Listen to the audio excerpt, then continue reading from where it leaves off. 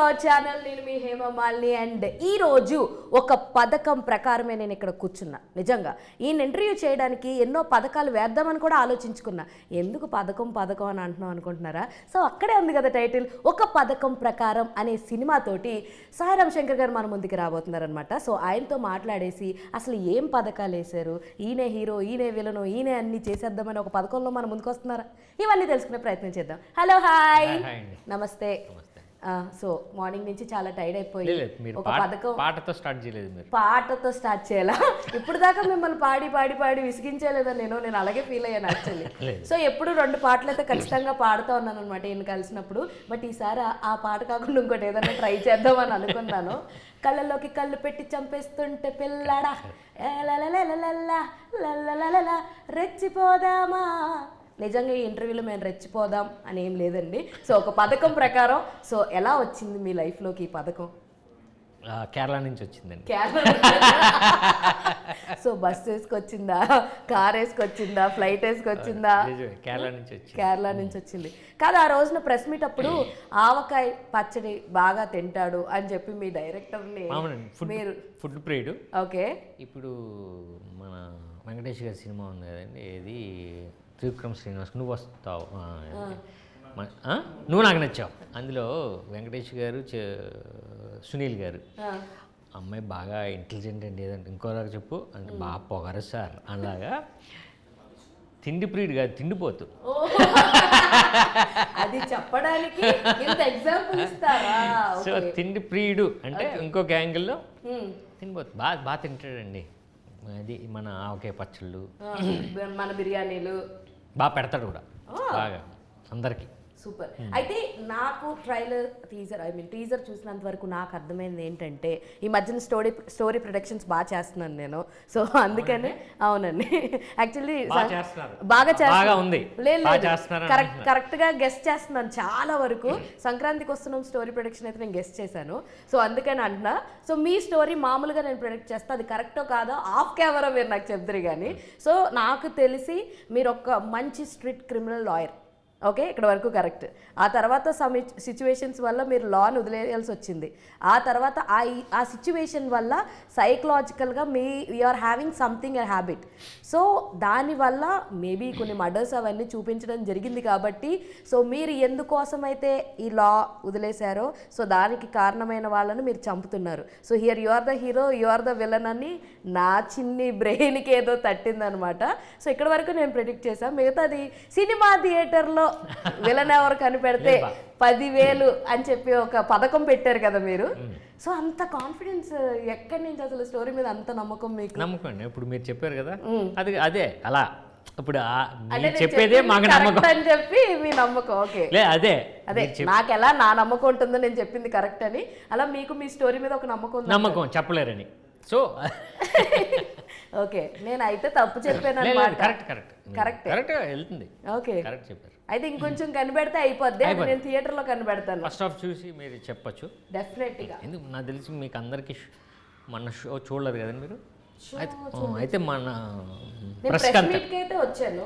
Next మీ అందరికీ మళ్ళా చెప్తున్నాను, పట్టుకుంటే 10,000, దమ్ముంటే పట్టుకోర శకావత్ అన్నట్టు విలన్ ఎవరో మీరు పట్టుకుంటే సో మీకు 10,000 గ్యారంటీ పక్కా. థియేటర్లో స్పాట్ క్యాష్ ఇస్తారు.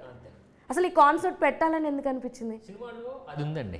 ఓకే, విలన్ ఎవరో అన్న మనకి ఒక సస్పెన్స్ మేము ఫీల్ అయ్యాం, అది ఆడియన్కి కూడా ఫీల్ అవ్వాలి. ఓకే, 2 మన సినిమా ప్రమోషన్స్ కూడా బాగుంటుంది.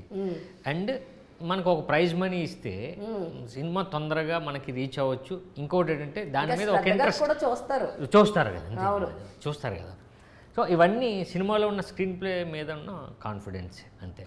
సో యాక్చువల్గా మనం చూసుకుంటే ఇండస్ట్రీలో కొంతమంది హీరోస్ వీళ్ళు చాలా బాగా నటిస్తారా, వీళ్ళు బాగా యాక్ట్ చేస్తారా, ఎందుకో వీళ్ళకి ఒక మంచి కమర్షియల్ హిట్ పడాలరా అని కోరుకునే వాళ్ళలో సందీప్ కిషన్ గారు కూడా ఉంటారు. అలాగే మీరు కూడా ఉంటారు. ఎందుకంటే మీరు ఆ 143 సినిమాతోటి బంపర్ ఆఫర్ తోటి మమ్మల్ని భలే అలా రిఫ్రెషింగ్గా తీసుకొచ్చి చాలామందికి దగ్గర అయిపోయారు. సో అలాంటిది మళ్ళీ ఇంకో సినిమా హిట్ పడితే బాగుంటుంది కదా సాయిరామ్ గారికి అన్న ఆలోచనలు మేము ఎప్పుడు ఉంటాం. ఇలా చాలామంది మీకు చెప్తూ ఉంటారు. చాలామంది చెప్తారండి, చాలామంది చెప్తారు.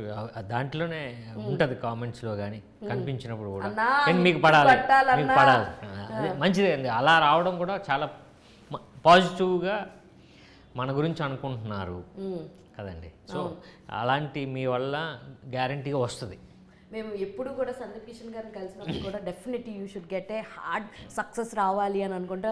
ఈవెన్ నాకు అందరి మీద అదే లవ్ అనిపిస్తుంది. మీరు అందరూ నా గురించి ఇలా అనుకుంటారని చెప్తుంటారు ఆయన. సో నాకు అదే call, you have that much of skills మీకు ఉన్నాయి. బట్ ఎందుకు జనాలు ఒక మంచి కథ తీసుకొస్తే యాక్సెప్ట్ చేస్తారు? ఖచ్చితంగా మా వాళ్ళు అందరూ చెప్తున్నట్టుగా ఒక పథకం ప్రకారం అలా అవ్వాలి. ఎందుకంటే there is a lot of confusion. మాకు చూస్తున్నాను చెప్పు ఎవరు ఎవరు ఎవరు ఎవరు ఎవరు ఎవరు అది ఉంటుంది చూసారా సినిమాలో, ఇది కాదు అదే ఇది ఇది కాదు అన్నట్టు చాలా కన్ఫ్యూజన్ అయితే క్రియేట్ చేశారు. సో మీకు ఆన్ సెట్స్ చేసినప్పుడు మీరు స్టోరీ తప్పుడు కూడా చెప్పారు, నాకే కన్ఫ్యూజన్ వచ్చింది స్టోరీ నరేషన్ చెప్తుంటే ఒక క్షణము అని చెప్పని అన్నారు కదా. మరి ఆన్ సెట్స్ యాక్టింగ్ చేస్తున్నప్పుడు కానీ ఏదైనా సిచ్యువేషన్ పరంగా ఏదైనా ఫేస్ చేసింది ఏమైనా ఉందా? ఏమన్నా అంటే ఏం ఫేస్ చేయాలి అంటే ఏమైనా హడిల్స్ కానీ లేదా అడిల్స్ ఏం లేదు అంటే అడిల్స్ ఏం లేదండి. మోర్ ఇంటెన్సిటీ ఉన్న క్యారెక్టర్ అది. చాలా చాలా కూడా కనపడుతుంది. చాలా అండి. సో అంటే హోంవర్క్ ఎలా చేసామంటే ప్రతి షాట్లో ప్రతి డైలాగ్లో ఒక 2-3 రకాలుగా మనం ఉండాలి. అంటే డైలాగ్ ఒకటి చెప్తూ ఉంటాం, ఇంకొకటి చూపిస్తూ ఉంటాం, ఇంకోటి చూపిస్తాం, ఇంకోటి నేను చేయాలి, ఇంకోటి మన ఎక్స్ప్రెషన్, ఇంకోటి ఏదో పోర్ట్రే చేస్తూ పోర్ట్రే చేయాలి. ఓకే, టోటల్ సీన్ ఇంకోటి ఏదో చెప్తూ ఉంటుంది. సో అందరూ మాట్లాడుతున్నారు, చాలా పొద్దు నుంచి చాలా ఇంటర్వ్యూస్ చేస్తున్నారు కదా, బాగా విసుకెత్తిపోయిన క్వశ్చన్ ఏంటి అంటే ఏం చెప్తారు?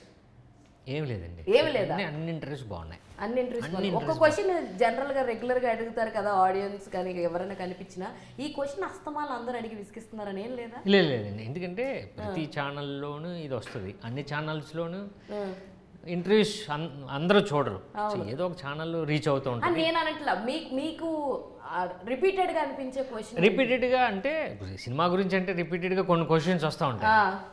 ఇంకా లేదు, సినిమా గురించి కాకుండా ఏం లేదు, ఇంకేం లేదా, ఎవరు ఇరిటేట్ చేయలేదంటారు? చేయలేదు. ఓకే, సో మొత్తానికి చాలా స్మార్ట్ గా అయితే ఆన్సర్ చేస్తున్నారు. మీకు అనిపించిందా? ఏది ఒకసారి చెప్పండి. ఒక పథకం ప్రకారం సరే, పాము చావలేదు కర్ర విరగలేదు అన్నట్టు కాదు, అంటే లిటరల్లీ ఎవరికైనా సరే ఈ క్వశ్చన్ నన్ను అందరూ అడుగుతున్నారు. అబ్బా నేను ఫీల్ అయ్యాను, యాక్చువల్లీ మీరు ఫీల్ అయినా మీ అన్నయ్య గారి సజెషన్స్ తీసుకుంటున్నారా స్టోరీ సెలక్షన్స్ లో? ఈ క్వశ్చన్ రెగ్యులర్ గా అడుగుతున్నారు ప్రతి ఒక్కళ్ళు. ఏంట్రా మీరు ఇదే క్వశ్చన్ అడుగుతారా అని ఇన్నర్ వాయిస్ ఏం బయటికి లేదు అడిగే కరెక్టే కదా. సజెషన్స్ ఆయన తీసుకుంటున్నారు, ఇస్తే లేదా అనేది ఒకటి ఉంటుంది కదండి. బట్ అందరూ అడిగారు.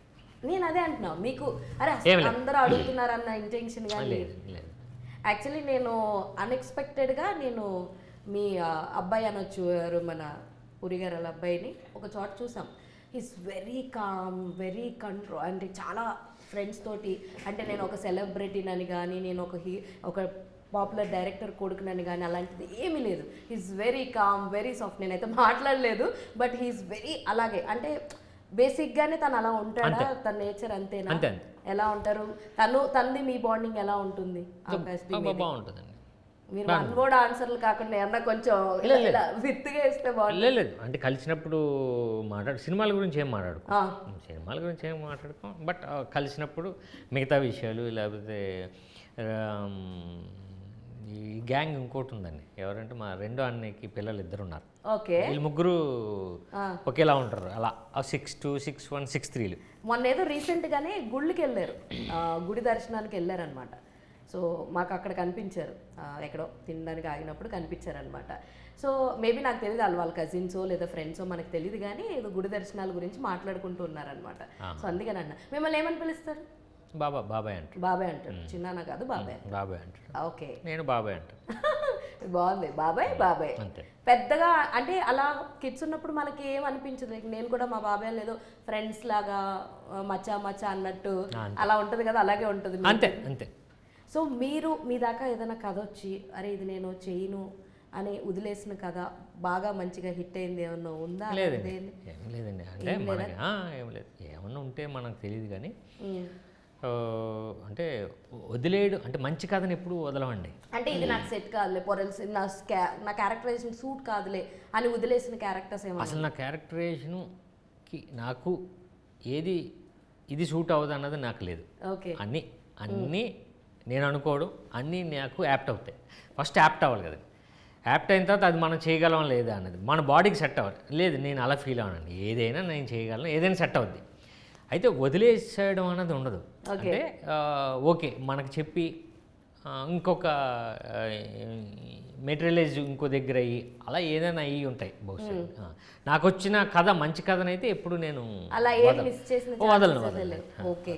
కానీ నాకు I love you have a different peculiar voice. So కొంతమందికి ఉంటాయి, కొంతమంది లైక్ ఆర్టిస్టులకి they have a very lot of peculiar voice. అలా మీకు కూడా ఉంటుంది. నాకు ఇప్పటికీ డేంజర్ సినిమాలో కొన్ని డైలాగులు కానీ అయ్యి బాబాయ్ దొరికేవారా అన్న ఇలాంటి సీన్స్ కానీ అండ్ బంపర్ ఆఫర్ అంత పేలడానికి కూడా one of the reason is like మీ టెంపో, ఆవిడతోటి మీరు మాట్లాడేది, లేదంటే బిందు మాధవితోటి మీరు మాట్లాడే కన్వర్జేషన్స్. అంటే మీరు ఏమంటారు, వాట్ యూ ల్యాక్స్? కదండి, కరెక్ట్. ఆ వాయిస్కి నాకు అంటే డేంజర్ నుంచి 143లో తర్వాత డేంజర్లో బాగా కనెక్ట్ అయిపోయింది. ఎగ్జాక్ట్లీ.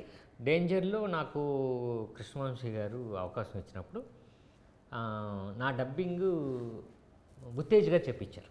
ముందు ఉత్తేజ్ గారు నాకు డబ్బింగ్ చెప్పించారు. ఓకే. సినిమా అయిన తర్వాత దగ్గరుండి ప్రతిదీ నా చేత ఆయన ఫస్ట్ ఈ మాడ్యులేషన్లో చెప్పాలి, ఇలా మాట్లాడాలని. ఓకే. అప్పుడు కనెక్ట్ అయింది అందరికి, ఆడియన్కి కొంచెం దగ్గర అయింది. ఇది బాగుంది. 143లో నాకుంది అంటే ఫస్ట్ డే ఉంది, సెకండ్ డే ఏంటంటే కొంచెం ఆ క్యారెక్టర్కి తక్కువ అయిపోయింది కాబట్టి మనం చేంజ్ చేద్దామని చేంజ్ చేసిందండి. సో అక్కడ వరకు బాగుంది. ఆ తర్వాత అవును ఈ క్యారెక్టర్కి ఈడి వాయిసే కరెక్టు అని కృష్ణవంశీ గారు అనడం, తర్వాత ఉత్తేజ్ గారు నాతో చెప్పించడం, అక్కడి నుంచి అది చాలా ఎంటర్టైన్ అయింది. అక్కడి నుంచి పెక్యులర్గా రీచ్ అవ్వడం జరిగింది. చాలా పెక్యులర్. ఎందుకంటే సో ఆ తర్వాత కొన్ని వచ్చినాయి, వాయిస్ కొంచెం మీద మైనస్లు వచ్చినాయి. ఓకే. డేంజర్ నుంచి కొంచెం పర్లేదు పాజిటివ్ అయింది. అప్పుడు అలా అలా అలా నాకు నమ్మకం ఏంటంటే పాజిటివ్ ఉంటుంది, ఏదో ఒక వాయిస్ ఉంటేనే కదా పెక్యులర్.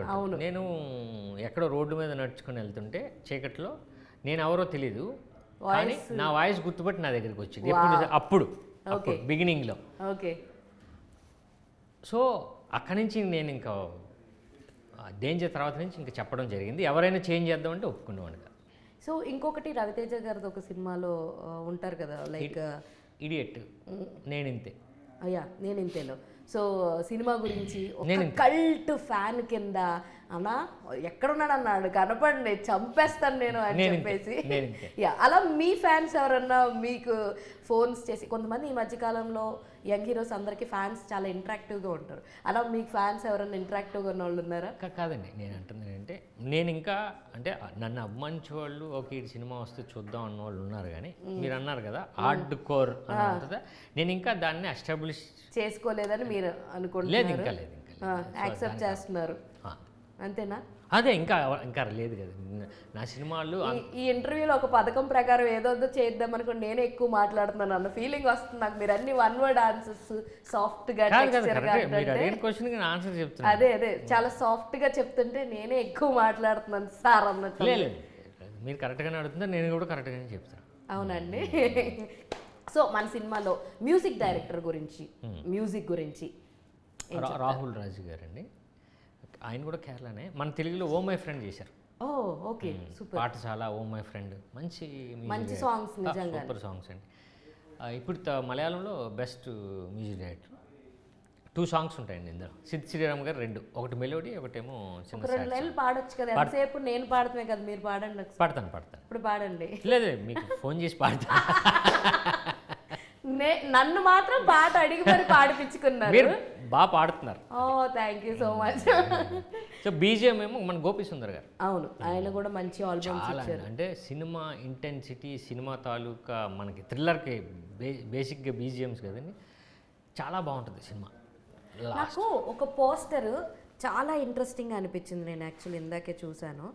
సో ఈ పోస్టర్ డిజైన్ ఎవరు చేశారు? డైరెక్టర్ అండి, కేరళలో చేయించారు ఆయన.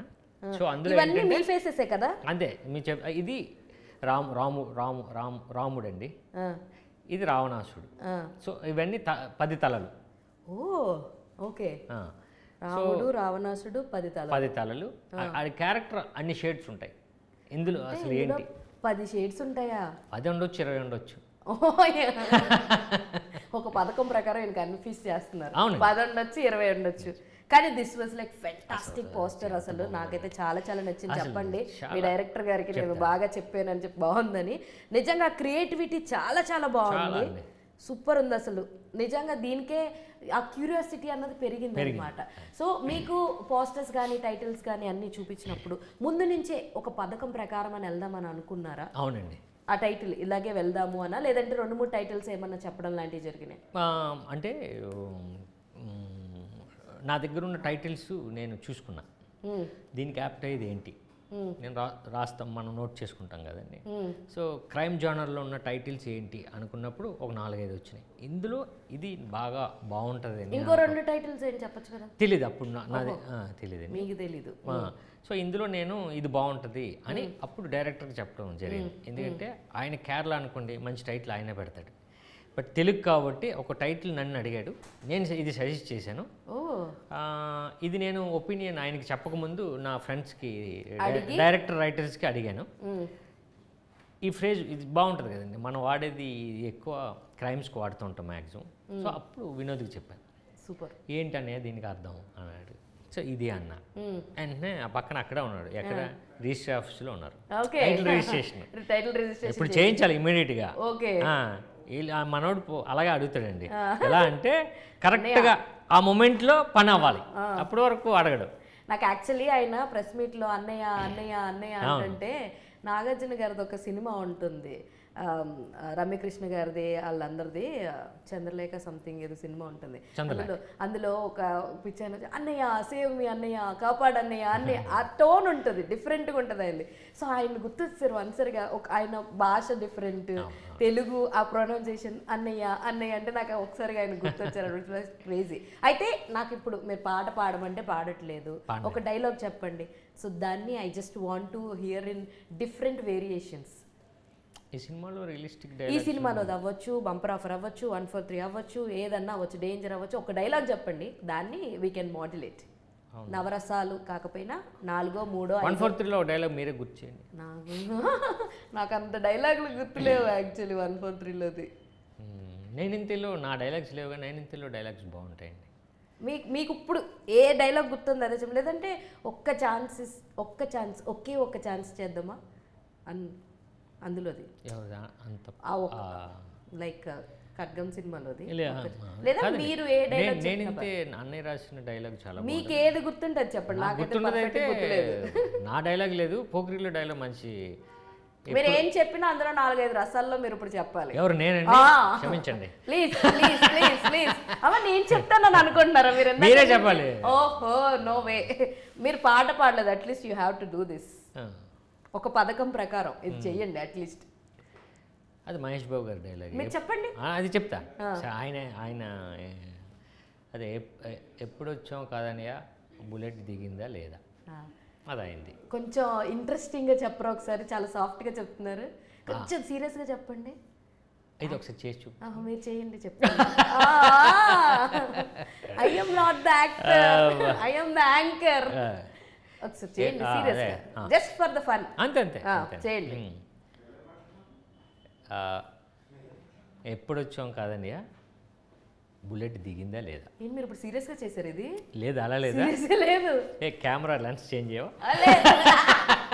సరే కొంచెం బాధగా చేయండి, సీరియస్నెస్ అంటే నాకు తెలియట్లేదు, కొంచెం ఎమోషనల్గా చేయండి. 10 షేడ్స్ అన్నారు సినిమాలో, గ్రే షేడ్ అన్నారు, రావణాసుడు అన్నారు, రావుడు అన్నారు. సో ఒక్క ఎమోషనల్గా అదేంటది అంటున్నారు. సో మీరు చేస్తే నేను క్లోజ్ చేస్తా. అంటే ఎమోషనల్. ఓకే, అంటే బాధపడుతూ కొంత, అంతేనా? అంతే. ఎమోషనల్ అంటే బాధపడటమే నాకు తెలుసు. మరి ఇందాక అదే కదా చేశాను నేను, సీరియస్గా అడిగినప్పుడు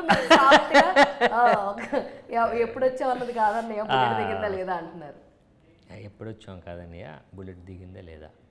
మీరు నన్ను టీచ్ చేస్తున్నారా? లేదు టీచ్ చేయలేదు, మీరు అడిగింది ఇదే కదా. కొంచెం ఎమోషనల్గా అన్నానండి. మీరు టెంపో మాత్రం వాయిస్లో మాత్రమే ఎప్పుడొచ్చా అన్నది కాదండి, ఆ బుల్లెట్ దిగిందా లేదా అని అన్నారు. This is not correct Sairam గారు. I object your honour. అంటే టేక్లు ఎక్కువ వస్తాయి మరి. సరే, I don't want to trouble you more. So ఫైనల్గా అన్నయ్య అంటే ఏం చెప్తారు? అన్నయ్య అంటే అన్నయ్య అని అనకండి ప్లీజ్. అన్నయ్య అంటే అన్నయ్య అని అనకండి ప్లీజ్. సరే, ఆన్సర్ మీరు చెప్పండి. లేదు, మిమ్మల్ని అడుగుతున్నా నేను. I want to learn, I want to hear from you. అన్నయ్య అనగానే మీకు ఎలా అనిపిస్తుంది? అన్నయ్య దగ్గర నుంచి ఎలాంటి బాండ్ మీకుంది అండ్ ఎలాంటి కేర్ తీసుకుంటారు? అన్నయ్య అని మాత్రం అన్నది నిజంగా ఒక పథకం ప్రకారం నేను ఇప్పుడు కొట్టేయాల్సి వస్తుంది మిమ్మల్ని, కొట్టేస్తే మిమ్మల్ని అంటాను అనమాట. అన్నయ్య ఇంకా అంటే బాగా మీరు ఏం నేర్చుకున్నారండి? నేను అదే చెప్తున్నా, మాకు అంటే ఫాదర్ల తర్వాత ఫాదర్. ఏం నేర్చుకున్నాం అంటే వర్క్ పరంగా ఉన్నాయండి, లేకపోతే మన లైఫ్ సంబంధించింది అవుతాయి. ఏది మనకు కావాల్సింది ఏంటో అది చేసుకుంటూ వెళ్ళాలి. ఇక లో హై మనకు సంబంధం లేదు. సినిమా ఉందనుకోండి, నేను అదే నేర్చుకున్నాను. సినిమా బాగా పనిచేద్దాం, బాగా ప్రమోట్ చేద్దాం, రిలీజింగ్ సాయశక్తులు మనం ప్రయత్నిస్తాం. జనాలకి రీచ్ అయితే మనం సక్సెస్, రీచ్ అవ్వలేదా నెక్స్ట్ సినిమా ఏం చేద్దాం. ఒక డైలాగ్ ఉంటుంది కదా, సినిమా చేస్తాం, ఆడినా ఇంకొకటి మళ్ళీ సినిమా చేస్తామని. అదే, ఆడినా ఇక్కడ ఉంటాం, మళ్ళీ లేకపోతే ఇక్కడ. సో పాడ్కాస్ట్లో కూడా చాలా వరకు చాలా ఇన్స్పిరేషన్, చాలా మంది ఎవ్రీవన్ లవ్ హిస్ పాడ్కాస్ట్. అసలు చాలా అసలు ఇలా అంటే నిజం ఉంటుంది. అవును, నిజం ఉంటుంది. సో ఫైనల్గా మన ఆడియన్స్కి ఒక పథకం ప్రకారం రావాలి అంటే ఆన్సర్ చేసేసేయండి. Feb 7th మీరు రావాలండి. రావాలి వచ్చి మీరు 10,000 పట్టుకెళ్ళాలని నేను మనస్ఫూర్తిగా కోరుకుంటున్నాను. కానీ పట్టుకోలేరని చెప్పి ఆయన కూడా అనుకోండి, చాలా స్ట్రాంగ్ అనుకుంటున్నారు, కానీ పట్టుకోలేరు. సో బట్ మీరు వచ్చి గెలవాలి, సినిమాని ఎంజాయ్ చేయండి ఫస్ట్. నిజంగా ఎంగేజ్ చేస్తుంది. అంటే మీరు మ్యూజిక్ పరంగా అవుతున్నామండి, లేకపోతే సీన్స్ కానీ సినిమా ఎంగేజింగ్, మీకు లాస్ట్ మూమెంట్ వరకు villain edge of the seat ఉంటుంది. సో ఆ థ్రిల్ మీరు ఫీల్ అవుతారు. సో ఆ థ్రిల్తో పాటు మీరు స్పెండ్ చేసిన మనీకి మీరు కానీ చెప్పగలిగితే మాకు హ్యాపీ. ఒక 10,000 మీకు ఇస్తాం. బాగుంది కదా, చాలా ఇంట్రెస్టింగ్ అనిపిస్తుంది కదా. సో బొమ్మని చూడాలి, ఆ ఇంట్రెస్టింగ్ థింగ్ ఏంటి అని తెలుసుకోవాలనుకుంటే మాత్రం Feb 7th వరకు మనమైతే వెయిట్ చేయాలి అనమాట. థియేటర్స్లో వచ్చేస్తుంది. ఒక పథకం ప్రకారం చాలా పకడ్బందీగా ఉన్నారనమాట. మనం కూడా బ్రేక్ చేసేదానికి చూసేద్దాం. And all the very best for your cinema. మంచి కలెక్షన్స్ రావాలని నేనైతే హార్ట్ఫుల్గా కోరుకుంటున్నాను. ఇంకా మంచి మంచి సినిమాలు కూడా చెయ్యాలి మీరు. All the very best. Thank you. Okay, so చూసారు కదా, ఇది ఇవాళ వీడియో. మరో ఇంట్రెస్టింగ్ వీడియోతో మళ్ళీ కలుసుకుందాం. అప్పటి వరకు చూస్తూనే ఉండండి. This is your Hema Malini signing off. Bye.